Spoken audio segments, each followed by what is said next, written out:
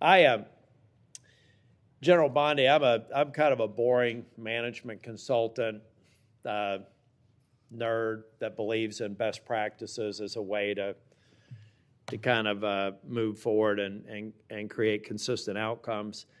I'm having a real struggle right now with the National Guard being deployed and masking the abject failure of leaders at the state and local level. So give me some sense of if the deployment of the National Guard to Chicago or Portland is necessary to kind of create a shock to the system, do you believe that that's a best practice or just a necessary evil until we regen the extraordinary work I've seen on joint task forces every day in North Carolina with absolute cooperation between state, federal, and local officials? Is that the best practice that we should get to, or is this deployment of the National Guard a part of an emerging best practice that I just don't get yet? Senator Tillis, seeing what's happening in Chicago, they need the National Guard. Our ICE members need the National Guard to protect the national buildings. Oh, 100%. I'm talking about when it wades into local law enforcement. See, I felt like deployment in D.C. made sense because of the hybrid nature of D.C.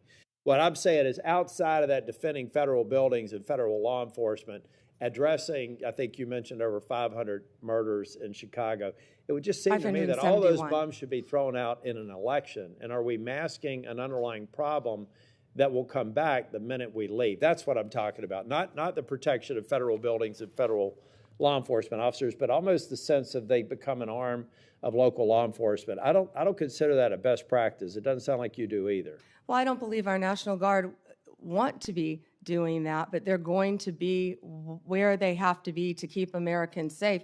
In Memphis right now, the highest violent crime rate in the country. I was on the ground with Secretary Hegseth there, and our Guard was there, and they were thrilled. They're ready to help, and we used all Tennessee Guard there. Secretary Hegseth used all Tennessee Guard. They're working hand in hand with the Memphis Police Department, who I believe were very happy to have them there, helping them to keep Memphis safe. Can I go back to the vaping again that you brought up, please, Senator? So I went to Chicago, actually, with Secretary Kennedy, and it was just outside of Chicago in a suburb, and we were there talking about the illegal vapes and what parents need to know. This is a bipartisan issue. What people need to know, these illegal vapes, they're all over this country. You can buy them in convenience stores. You can buy them in grocery stores. One vape is the equivalent of, I believe, 20 cigarettes. The flavored ones are illegal, and they're targeting children, what you said earlier. Some of these vapes, and I had never seen this until we were there, even have video games attached to them. That's not targeting an adult. It's targeting a child.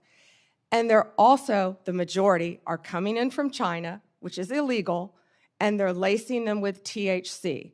Now, right now, I can't say that I have seen deaths with fentanyl laced, but we want to get on the front end of this because that's what's next. We have to do it. If we don't control this in every single one of our states, that's what's next. And for the first time, we're getting on the front end of a very serious problem around our country. And Senator Moody, you fought this as well. So thank you for letting me address that, Senator Tillis. And parents need to know that. We do. We need to focus on it. And all I'm saying from a political standpoint is that if we're only, let's get President Trump is termed out. He'll only be able to serve out his second term. And I believe the president is absolutely focused on making these dangerous cities safer. I reject any notion that Charlotte's on that list, by the way. So whether you're a Democrat or Republican, bring it on.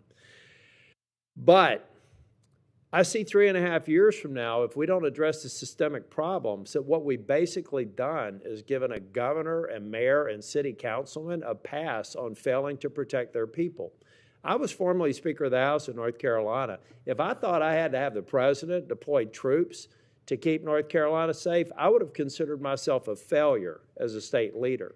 And so I just hope we strike the balance so that we're not fixing a problem temporarily only to come back maybe even worse than the problem we're fixing the moment this president who's committed to local safety leaves. And that's something that we have to talk about. So we're leaving something behind. And I'm going to yield back. Thank you. Senator Tillis.